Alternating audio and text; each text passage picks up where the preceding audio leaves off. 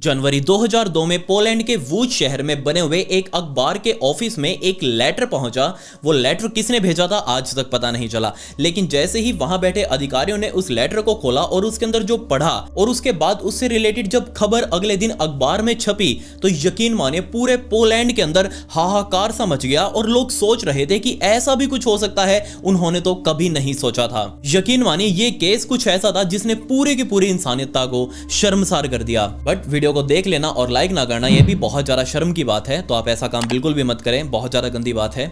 आप प्लीज इस वीडियो को एक लाइक कर दें, साथ ही कमेंट्स में पिक में लिख दें ताकि कल की वीडियो में मैं आपको शाउट आउट दे दूं। इस केस को समझने के लिए हमें पोलैंड के वूच शहर में जाना पड़ेगा। जी हाँ, बिल्कुल वही शहर जहां से मैंने इससे पहली वीडियो बनाई थी जिसके अंदर बच्चों को मारकर ड्रम के अंदर दबाकर 4 सालों तक अंदर ही रखा गया था। आपने अगर वो वीडियो नहीं देखी हो तो आप पहले जाकर वो वीडियो देख लीजिए, आपको पता चल जाएगा कि एक्चुअल में 1990 का क्या टाइम था पोलैंड के अंदर और कैसे वहां पर लोग एक दूसरे की जान के लिए उतारू हो चुके थे। खैर सन 1993 में इसी वूच शहर में रहने वाले एक 28 साल का एंड्रयू नाम का लड़का बहुत ज्यादा परेशान चल रहा था क्योंकि उसकी दादी की तबीयत बहुत ज्यादा खराब हो चुकी थी। वो अपनी दादी के पास बैठा रहता, सारा दिन वो अपनी दादी के पास पकड़ के उसका हाथ इस तरीके से बैठा रहता। वो बस अपनी दादी को समझाया जा रहा था कि तुम्हें कुछ नहीं होगा और जैसा भी हमसे बने हम अच्छे से अच्छे हॉस्पिटल में तुम्हारा इलाज करवाएंगे। उसकी दादी उसको बार बार मना किए जा रही थी कि नहीं, मुझे कोई जरूरत नहीं है, अब मेरा टाइम आ चुका है, मुझे जाने दो। लेकिन एंड्रयू इस बात को मानने के लिए ही तैयार नहीं था। वो बार बार अपनी दादी को ये बोल रहा था कि प्लीज आप ऐसी बातें मत करिए, मेरा दिल बैठा जा रहा है। एंड्रयू ने पहले ही वूच और आसपास के जितने भी बड़े शहर थे उन सभी के बड़े बड़े हॉस्पिटल्स के अंदर अपनी दादी को दिखा लिया था, लेकिन उसके दादी के शरीर में काफी सारे इन्फेक्शंस फैल चुके थे और वो इन्फेक्शंस उस टाइम पर लाइलाज से, बेशक उनमें से कुछ का आज तो इलाज निकल आया लेकिन उस टाइम पर उनकी दवाई वगैरह नहीं बनी थी। तो उसी वजह से एंड्रयू की दादी की तबीयत और ज्यादा दिन प्रतिदिन बिगड़ती ही जा रही थी, जिससे एंड्रयू बहुत ज्यादा परेशान चल रहा था। वो अपनी दादी से इतना ज्यादा प्यार कर रहा था कि वो हर बार अपनी दादी को यही बताता कि मैं तुम्हारे बिना अपनी जिंदगी सोच भी नहीं सकता। बेचारे एंड्रयू की बातें सुनकर उसकी दादी भी रोने लगती, उसका हाथ पकड़कर उसे समझाती कि आना जाना तो ये सब कुछ लगा रहता है, किसी के बिना किसी की जिंदगी नहीं अटकती। लेकिन एंड्रयू इस बात को मानने के लिए तैयार नहीं था। खैर मार्च 1993 में एंड्रयू जैसे ही एक दिन सुबह सुबह अपने कमरे में उठा, कमरे से बाहर निकलकर उसने हाथ मुंह धोया। हाथ मुंह धोकर जैसे ही वो अपने दादी से मिलने के लिए गया तो उसकी दादी जस्ट अपनी आंखें खोलकर उसे देखे जा रही थी, वो किसी बात का रिप्लाई नहीं कर पा रही थी। जैसे ही एंड्रयू ने ये चीज देखी वो तुरंत अपनी दादी के पास भाग कर गया, उनको पकड़कर हिलाने लगा और पूछने लगा कि क्या दादी तुम ठीक हो। लकीली उस टाइम पर एंड्रयू की दादी जिंदा थी और वो एंड्रयू का जवाब भी दे रही थी, लेकिन वो बार बार एंड्रयू को ये बताने की कोशिश कर रही थी कि उसकी तबीयत बहुत ज्यादा खराब हो चुकी है। और जैसे ही एंड्रयू ने अपनी दादी का ये इशारा पढ़ा कि वो उसको अपनी तबीयत के बारे में बता रही है तो एंड्रयू इस चीज को समझ चुका था। वो तुरंत दादी के कमरे से बाहर निकलकर लिविंग हॉल में गया। वहां उसने अपना वो लैंडलाइन फोन उठाया, फोन उठाकर उसने नियरेस्ट एम्बुलेंस सेंटर को फोन किया। फोन पर उसने बताया कि उसकी दादी की तबीयत बहुत ज्यादा खराब हो चुकी है, प्लीज कोई जल्दी से जल्दी एम्बुलेंस भेज दीजिए। वहां डिस्पैचर, जो एम्बुलेंस डिस्पैचर था, उसने कहा कि ठीक है कोई दिक्कत नहीं है, हम अभी आपके पास जो नियरेस्ट जो एम्बुलेंस होगी वो आपके घर अभी पहुंच जाएगी, आप कुछ मिनटों तक वेट करिएगा। ये सुनकर एंड्रयू ने फोन रख दिया, वहां से उठकर सीधा अपने दादी के कमरे में गया और जाकर अपनी दादी के हाथ पैरों को मसलने लगा, उनको समझाने लगा कि नहीं आपको कुछ नहीं होगा। उसने आवाज लगाकर अपनी मां को भी इस कमरे में बुलाया। अब ये दोनों मां और बेटा एंड्रयू की दादी के बराबर में बैठ चुके थे, लेकिन बार बार एंड्रयू घड़ी की तरफ देखे जा रहा था क्योंकि उसको अभी तक फोन के 10 मिनटों से भी ज्यादा का टाइम बीत चुका था, बट अभी तक भी एम्बुलेंस का कोई नाम और निशान उसे दिखाई नहीं दिया। वो बार बार घड़ी की तरफ देख रहा है, बार बार अपनी दादी की तरफ देख रहा है। उसकी दादी को वो बता रहा है कि बस एम्बुलेंस आने वाली है। उसकी माँ उससे बार बार पूछ रही है कि तुमने एम्बुलेंस को फोन किया भी है या नहीं किया, अभी तक क्यों नहीं आई। खैर तकरीबन 35 मिनटों तक इंतजार करने के बाद फाइनली एंड्रयू को एम्बुलेंस आने का सायरन सुनाई दिया और जैसे ही वो सायरन उसने सुना वो तुरंत खड़ा हो चुका था। बाहर निकलकर अपनी बालकनी में गया, बालकनी में जाकर उसने एम्बुलेंस वालों को इशारा किया कि हाँ यहीं रोक लीजिए और तुरंत ही सारा पैरामेडिक्स का सामान लेकर ऊपर घर में आ जाइए और चेक करिए मेरी दादी को क्या हुआ है। एम्बुलेंस नीचे खड़ी हो चुकी थी, उसके अंदर से डॉक्टर्स और जितने भी वो कर्मचारी थे वो सारे बाहर निकले। उन्होंने स्ट्रेचर भी एक अपने साथ में लिया और कुछ सामान वगैरह लेकर, कुछ मशीनें लेकर जो उस टाइम पर चला करती थी, उन सारे सामान को लेकर वो इस घर के अंदर आ चुके थे। उन्होंने जाकर एंड्रयू की दादी को संभाला। वो वहीं पर एंड्रयू की दादी का इलाज शुरू कर चुके थे, लेकिन वो बार बार एंड्रयू की तरफ ये भी इशारा कर रहे थे कि हमें नहीं लगता यहाँ तुम्हारी दादी अब बच पाएगी। लेकिन एंड्रयू उन्हें प्रॉपर समझा चुका था कि कुछ भी हो जाए मुझे मेरी दादी चाहिए है, चाहे जितना मर्जी पैसा लगे, जो मर्जी कुछ करना पड़े, तुम मेरी दादी को बचाओ। उन्होंने कहा कोई दिक्कत नहीं है, हमें इनको अभी हॉस्पिटल में भर्ती करना पड़ेगा। एंड्रयू ने कहा तुरंत लेकर जाओ, कोई देरी मत करो। ये बात सुनते ही कर्मचारियों ने सीधा दादी को उठाकर स्ट्रेचर के ऊपर रखा और उस स्ट्रेचर को उठाकर सीधा नीचे लेकर आए। एंड्रयू भी नीचे उनके पीछे पीछे भगता हुआ आया और आते ही वो एम्बुलेंस वाले कर्मचारियों ने वो स्ट्रेचर समेत दादी को एम्बुलेंस के अंदर लोड कर दिया। एम्बुलेंस का दरवाजा बंद करके वो एंड्रयू को बोल रहे थे कि तुम एक काम करो, हम उस हॉस्पिटल से हैं, तुम सीधा उस हॉस्पिटल में पहुंचो और हम भी यहाँ से दादी को लेकर हॉस्पिटल पहुंच रहे हैं। एंड्रयू ने कहा कोई दिक्कत नहीं है, मैं भी पीछे पीछे अपनी गाड़ी लेकर आ रहा हूँ। एंड्रयू ऊपर गया, वापस उसने गाड़ी की चाबी उठाई, नीचे आकर उसने गाड़ी स्टार्ट करी और अब उसने अपनी गाड़ी एम्बुलेंस के पीछे लगा दी।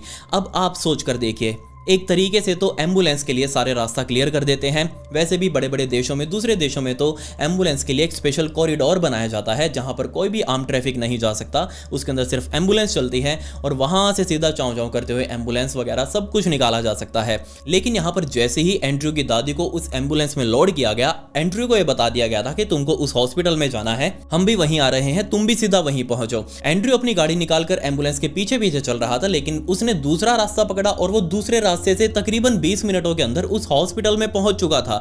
उसको यह लग रहा था कि अभी तक तो ये एम्बुलेंस पहुंच गई होगी हॉस्पिटल में, लेकिन जब जाकर उसने अंदर पूछा कि क्या कोई एम्बुलेंस लेकर आई है उसकी दादी को, वहां खड़े रिसेप्शन पर स्टाफ ने मना कर दिया कि नहीं, हमारे पास तो कोई अभी नया पेशेंट तो नहीं आया, हाँ पुराने काफी सारे पेशेंट है, अगर कोई है तो तुम अंदर जाकर मिल सकते हो उनसे। एंड्रयू बार बार मना कर रहा है कि नहीं, हमारे घर से तकरीबन 25 मिनटों पहले एक एम्बुलेंस निकली थी इसी हॉस्पिटल में आने के लिए। एम्बुलेंस के कर्मचारियों ने हमें बताया था कि हम इस हॉस्पिटल में आने वाले हैं, बट अभी तक क्यों नहीं आए, मैं उनसे पहले पहुंच चुका हूं, मेरी गाड़ी नॉर्मल गाड़ी है, उनको तो वैसे भी लोग रास्ता देते हैं, तो वो अभी तक क्यों नहीं आए।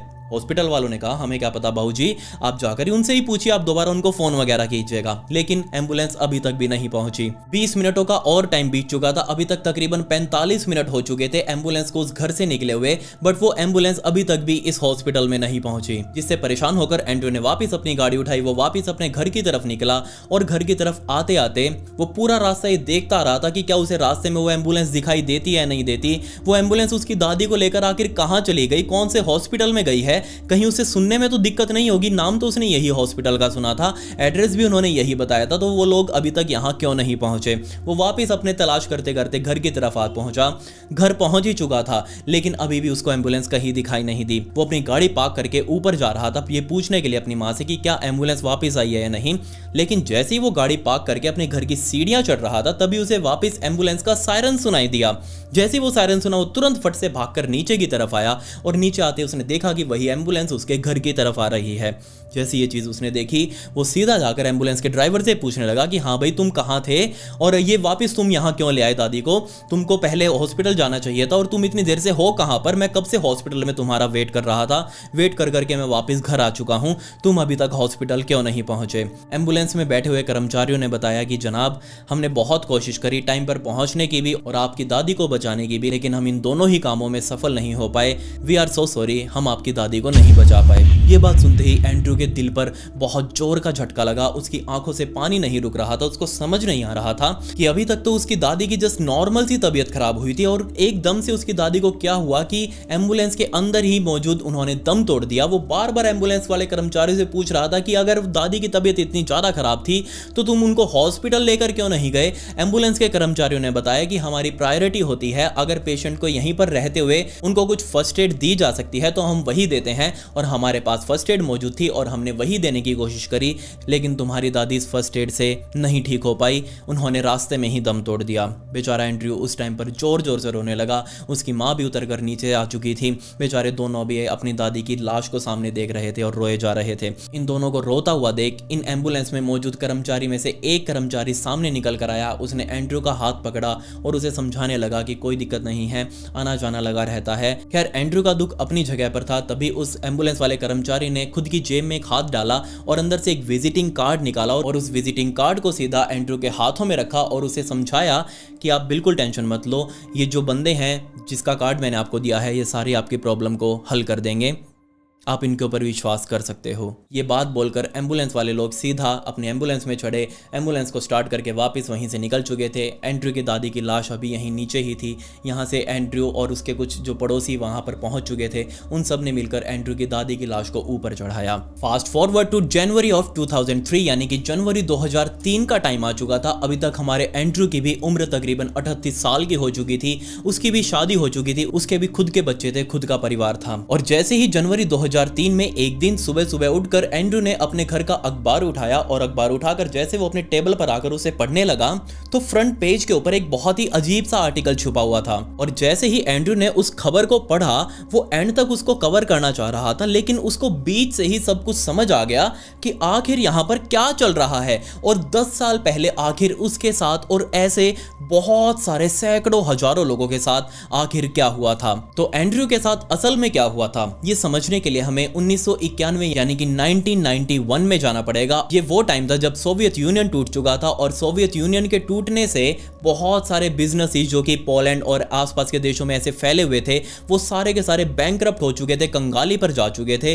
पूरे के पूरे देशों की व्यवस्था हिल चुकी थी। कोई भी देश अपने आप को स्टैंड नहीं कर पा रहा था। किसी को समझ नहीं आ रहा था कि वो अपनी अर्थव्यवस्था को कैसे हैंडल करे, कैसे लोगों की भूख को मिटाए, कैसे खुद को डेवलप करे। पोलैंड भी उसी समस्या से जूझ रहा था। पोलैंड के अंदर रहने वाले लोगों को समझ नहीं आ रहा था कि आखिर सरकार क्या कर रही है। सरकार को यह समझ नहीं आ रहा था कि वो करे तो करे क्या, कोई आइडिया उनको यहां दिखाई नहीं दे रहा था। उस टाइम पर इतनी टेक्नोलॉजी भी नहीं थी जो टेक्नोलॉजी के सहारे किसी देश को आगे बढ़ाया जा सके। खैर, जैसे जैसे टाइम बीतता जा रहा था, लोग अपने अपने आइडियाज लगा रहे थे कि सरकार तो चलो नल्ली है, सरकार हमारे लिए कुछ नहीं कर रही, हमें ही खुद के लिए कुछ ना कुछ जरूर करना पड़ेगा। तो लोगों ने अलग अलग छोटे छोटे बिजनेसेस करने शुरू किए।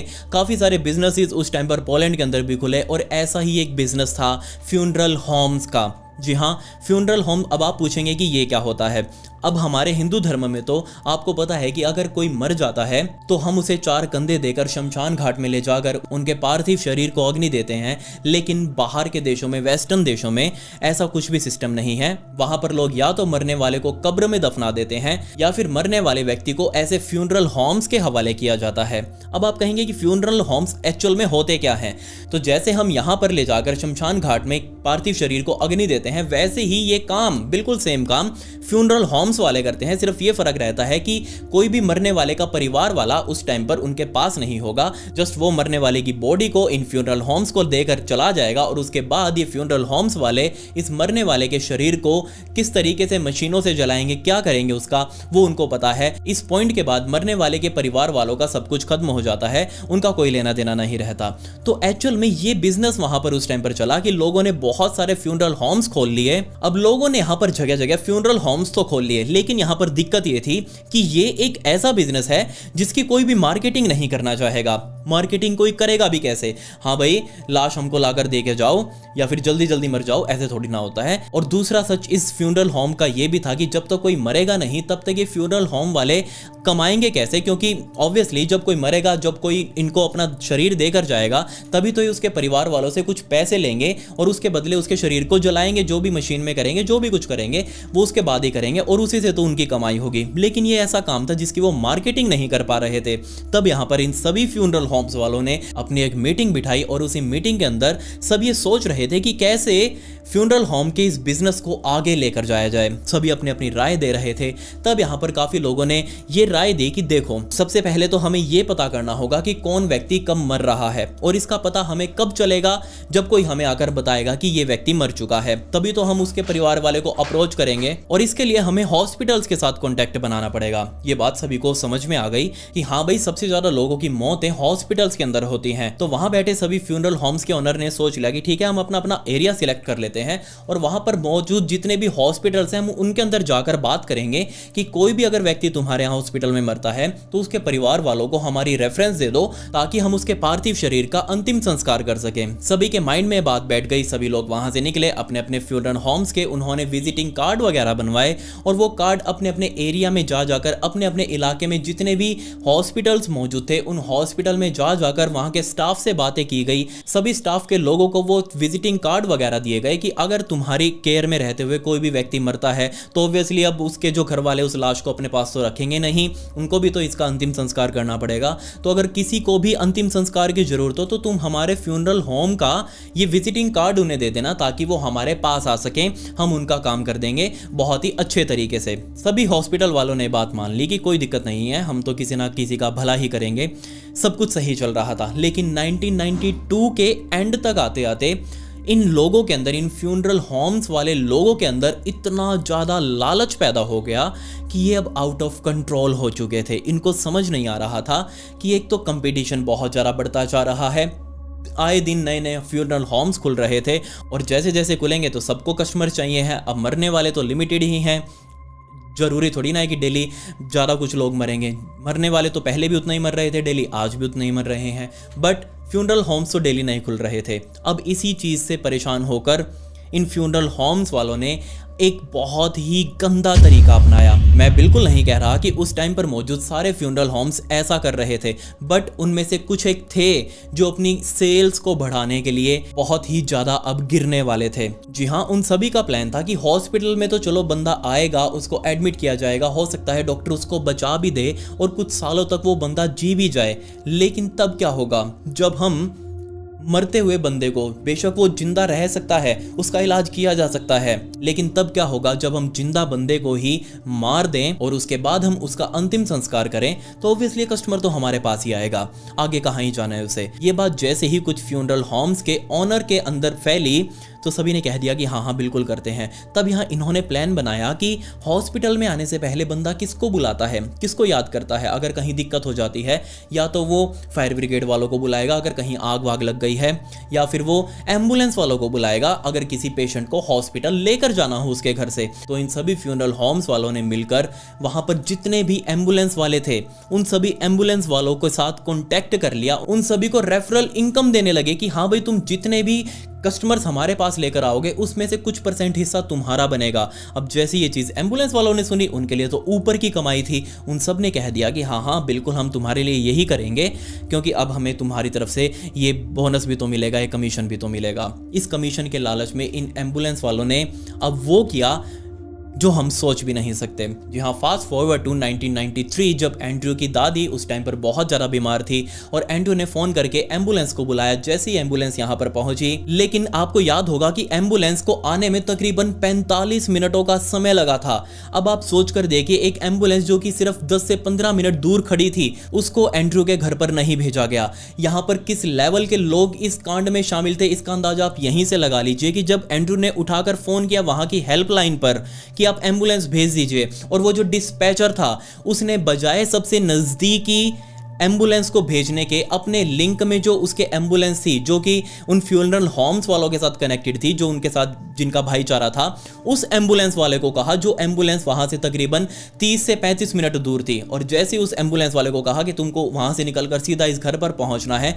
उसको आने में आधा घंटा लगने वाला था। लेकिन ये आधा घंटा जैसे ही उसने सुना कि कोई दिक्कत नहीं है, हम और भी ज़्यादा लेट पहुंचेंगे ताकि जो पीड़ित व्यक्ति है उसके मरने के चांसेस और ज़्यादा बढ़ जाएं। खैर, जैसे ही डिस्पैचर ने एम्बुलेंस वालों को कहा, एम्बुलेंस में सारा स्टाफ अपना सारा सामान लेकर अंदर बैठ चुका था। वो एम्बुलेंस एंड्रयू के घर पर आने के लिए निकली, लेकिन बीच में रुककर वो कोल्ड ड्रिंक्स वगैरह तक पी रहे थे। आप इसका अंदाजा यहीं से लगा लीजिए किस लेवल के वो बर्बाद आदमी हो चुके थे। वहां एंड्रयू की दादी अपनी अंतिम सांसें ले रही थी। ये बात भी कोई नहीं, जैसे तैसे ये एम्बुलेंस एंड्रयू के घर पर पहुंच चुकी थी। एंड्रयू की दादी को एम्बुलेंस के अंदर रखा गया। एंड्रयू को ये कहा गया कि तुम सीधा उस हॉस्पिटल में पहुंचो, हम भी तुम्हारी दादी को लेकर उस हॉस्पिटल में पहुंच रहे हैं।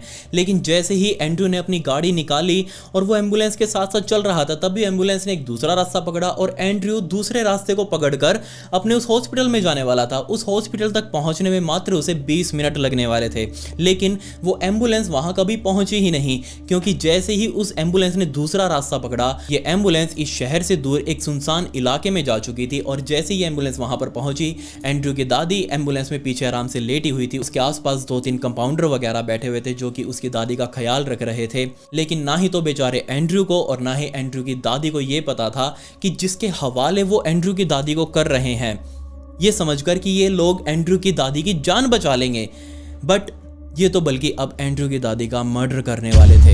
आपने बिल्कुल सही सुना। उस सुनसान इलाके में ये सारे कंपाउंडर लोग बाहर निकले और आपस में डिस्कस करने लगे कि आखिर पेशेंट की हालत कैसी है। उनके सामने ही आ चुका था कि अगर हॉस्पिटल टाइम से पहुंचाया जाए तो एंड्रयू की दादी ठीक हो सकती है, कुछ टाइम और निकाल सकती है। लेकिन इन सब ने मिलकर ये डिस्कस किया कि क्यों निकालना, एक कस्टमर है ये हमारे लिए और इसको एक कस्टमर की तरह ही डील करेंगे। इनमें से एक कंपाउंडर ने अपने बैग में से एक इंजेक्शन निकाला। उस इंजेक्शन के अंदर क्या दवाई डाली गई थी वो मैं आपको यहाँ नहीं बता सकता। ऑब्वियसली वो एक इलीगल दवाई थी उस टाइम पर भी और आज भी। खैर उस कंपाउंडर ने उस दवाई को इंजेक्शन में भरा और वो इंजेक्शन सीधा एंड्रयू की दादी के हाथों में लगा दिया गया और उस इंजेक्शन के लगाने के सिर्फ 3-4 मिनटों बाद ही एंड्रयू की दादी ने उसी एम्बुलेंस के अंदर दम तोड़ दिया। अब जैसे ही वो दम तोड़ा वो एम्बुलेंस वापस वहाँ से घूमी और घूमकर सीधा एंड्रयू के घर पर आ चुकी थी। उस टाइम पर एंड्रयू खुद भी हॉस्पिटल के अंदर वेट करके बेचारा वापस अपने घर पहुँच चुका था। और जैसे ही वो एम्बुलेंस की आवाज़ सुन के नीचे आया वो पूछने लगा कि हाँ भाई तुम लोग कहाँ थे। ये लोग बता रहे थे कि हम तुम्हारी दादी की बचाने की कोशिश कर रहे थे लेकिन हम उनको नहीं बचा पाए, वी आर सो सॉरी। उन्होंने रास्ते में ही दम तोड़ दिया। ये बात सुनकर एंड्रयू ऑब्वियसली बहुत ज़्यादा उस टाइम पर रोने लग गया। रोते रोते ही इनमें से एक कंपाउंडर सामने आया। उसने अपनी जेब से ऐसे ही एक फ्यूनरल होम का विजिटिंग कार्ड निकाला और वो विजिटिंग कार्ड सीधा उसने एंड्रयू के हाथों में दिया और कहा कि तुम इनकी सर्विस यूज़ करना, तुमको इसकी ज़रूरत पड़ेगी और जैसे तुम इनको कॉल करोगे इनको बता देना कि हमने उस हॉस्पिटल में अपनी दादी का इलाज करवाना चाहा था लेकिन वो नहीं करवा पाए। ये ऐसा इसलिए ताकि उस फ्यूनरल होम वाले को पता चल सके कि आखिर किस रेफरल से ये कस्टमर आया है। बेचारे एंड्रयू को यहाँ पर कोई अंदाजा नहीं था कि आखिर उसके साथ और उसकी दादी के साथ अभी ये क्या हुआ। जैसे वो एम्बुलेंस वहां से निकली उसके कुछ ही घंटों बाद एंड्रयू ने उसी विजिटिंग कार्ड में वो नंबर देखकर वो नंबर डायल किया। फ्यूनरल होम वाले गाड़ी घर पर आई और एंड्रयू की दादी की लाश अपने साथ ले गई और उससे कुछ पैसे भी ले गई जो उनकी फीस थी फ्यूनरल होम को इस्तेमाल करने की और वो पूरा अंतिम संस्कार के क्रियाक्रम को करने की। वो पैसे एंड्रयू ने दे दिए और उसके बाद मामला यहीं पर खत्म हो चुका था। लेकिन यह मामला तब खुला तकरीबन 10 सालों बाद जब एंड्रयू वो अखबार पढ़ रहा था। इसके अंदर लिखा हुआ था लॉर्ड्स स्किन हंटर्स।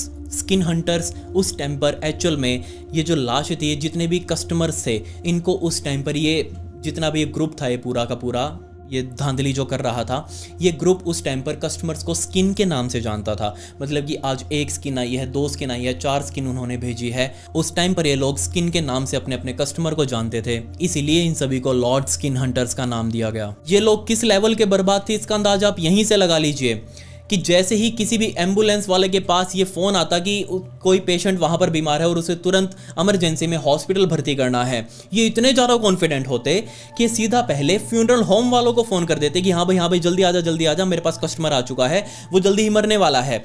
सोच कर देखिए आप, अगर वो नहीं भी मरने वाला होगा तो भी हम उसे मार देंगे, कोई दिक्कत नहीं है, लेकिन कस्टमर हाथ से नहीं जाना चाहिए। सोच कर देखिए आप, काफ़ी सारे ऐसे लोगों ने शिकायत करी जब उन्होंने बताया कि हमने तो एम्बुलेंस वालों को फ़ोन किया था और ये फ्यूनरल होम वालों की गाड़ी पहले पहुंच गई एम्बुलेंस से भी।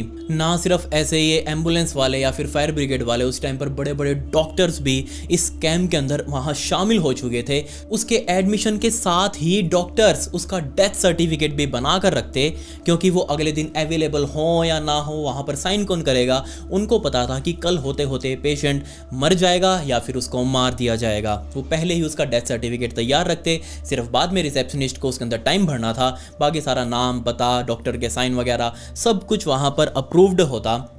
ये सोच कर देखिए आप वहाँ उस टाइम पर चल क्या रहा था। जैसे ही सन 2003 में ये आर्टिकल न्यूज़पेपर में छपा, उसके बाद से ही वहाँ की पुलिस वालों ने उस टाइम पर जो चल रहे थे धंधा ये पूरा, ये अभी भी चल रहा था और इसके मुख्य आरोपियों को ढूंढना शुरू कर दिया कि आखिर इसके पीछे है कौन, ये सब कुछ करवा कौन रहा है। और तब सबसे पहले एंड्रे नॉर्वी नाम के एक बंदे का नाम सामने आया और पुलिस वालों ने सीधा उसके घर पर छापा मारकर एंड्रे को उस वहीं से झप लिया। झप कर पुलिस स्टेशन लेकर आए, पुलिस स्टेशन में उसकी अच्छे से सेवा करी और वहीं पर उसने बताया कि ये काम कब से चलता रहा है और क्या क्या इसके अंदर किया जाता है। पुलिस वालों ने उससे पूछा कि तेरा इसमें रोल क्या है। उसने कहा कि मैं तो एक एम्बुलेंस का स्टाफ हूँ, मेरा रोल सिर्फ इतना है कि कोई भी अगर पेशेंट एम्बुलेंस के अंदर आता है तो मैं सिर्फ उसका ब्लड प्रेशर लो करता हूँ, इतना लो कि वो बंदा मर ही जाए। इसी के बयानों पर काफ़ी सारे और भी एम्बुलेंस के स्टाफ को उठाया गया जो कि इस टाइम तक आते आते रिटायर भी हो चुके थे, उन सभी को भी उठाया गया। और इन सब से एक कॉमन बात जरूर पता लगी, इन सब ने बताया कि जैसे ही कोई भी पेशेंट एम्बुलेंस में आता तो वो आते ही उस पेशेंट को पैपिलिन का इंजेक्शन लगाते। पैपिलिन एक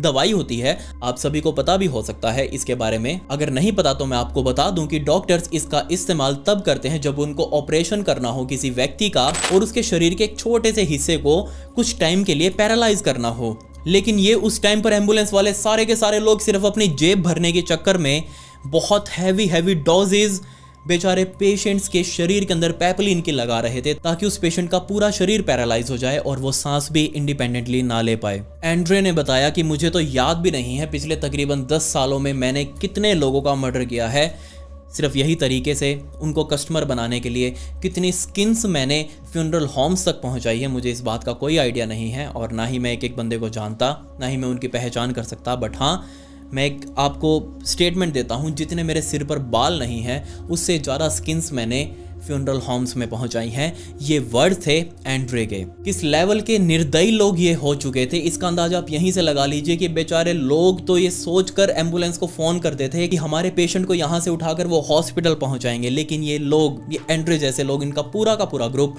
अपना इंजेक्शन भर के तैयार रखता। जैसे ही वो पेशेंट के घर पर पहुँचते, पेशेंट को उठाने से पहले ही उसको पेपलिन का इंजेक्शन दे दिया जाता और कह दिया जाता कि आप सीधा हॉस्पिटल पहुँचो, हम भी यहाँ से लेकर पेशेंट को हॉस्पिटल पहुँच रहे हैं। लेकिन वो कभी हॉस्पिटल नहीं पहुंचते, बीच से ही वो वापस मोड़कर एम्बुलेंस को घर आ जाते, क्योंकि उनको पता था कि जितनी जल्दी वो इस चीज को निपटाएंगे अगला कस्टमर भी तो उनको ढूंढना है। अब एक्चुअल में और कितने लोग इसमें शामिल थे कभी सामने नहीं आ पाया, निकालना बहुत ज्यादा मुश्किल है, इसीलिए सिर्फ 4 लोगों को ही इस पूरे के पूरे स्कैंडल के अंदर सजा हो पाई सैकड़ों हजारों लोगों की मौतों की। इस केस की गहराई बहुत ज्यादा गहरी है। अगर मैं उसकी गहराइयों में और ज्यादा गया तो ये वीडियो कई घंटों की बन जाएगी, कोई मूवी से कम नहीं होगी।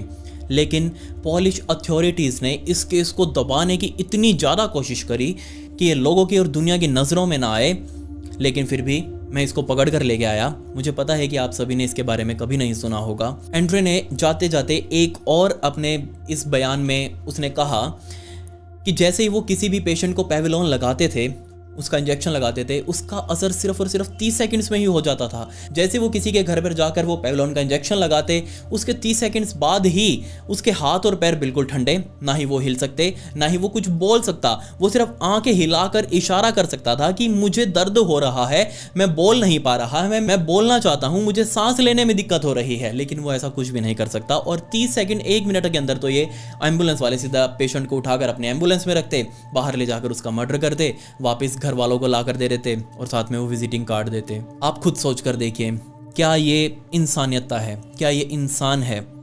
मुझे तो नहीं लगता। आज की दुनिया कितनी ज़्यादा गंदी बन चुकी है, मुझे तो समझ नहीं आता किसके ऊपर विश्वास करें, किसके ऊपर ना करें। आज के टाइम पर अगर घर से निकलो तो यही लगता है कि हर कोई आपकी जान लेने के लिए उतारू है। इसलिए खुद आप अपनी सेफ्टी करें। हर चीज़ के अंदर, हर चीज़ जो भी आप अपने आउटसाइड देखते हैं उसके अंदर आपको स्कैम मिलेगा ही मिलेगा। हर कोई ये चाहता है कि उसको सिर्फ पैसे मिल जाएं, कुछ भी करके वो पैसा कमा ले, चाहे उसको अच्छे रास्ते पर चलना पड़े, बुरे रास्ते पर चलना पड़े, वो चलेगा। आपकी जान लेकर भी वो आगे जाएगा। अगर उसको आपकी लाश के ऊपर भी पैर रखकर आगे बढ़ना पड़े तो वो आगे बढ़ेगा और पैसा कमा कर लेकर आएगा। इसीलिए आप अपनी सेफ्टी खुद करें, ये आपके हाथ के अंदर है। खैर, अगर आपको और ज़्यादा इसकी डिटेल्स चाहिए हों तो आप मेरे इंस्टाग्राम पर आकर मुझसे ले सकते हैं। ये मेरी इंस्टाग्राम आईडी है, इसका लिंक आपको डिस्क्रिप्शन में भी मिल जाएगा, तो आप प्लीज़ मुझे वहाँ पर फॉलो ज़रूर कर लें। खैर, पिछली वीडियो का शाउट आउट अनुज को and comment pick me to get a shout out in next video. मिलते हैं अगली वीडियो में। ये वीडियो देखने के लिए धन्यवाद।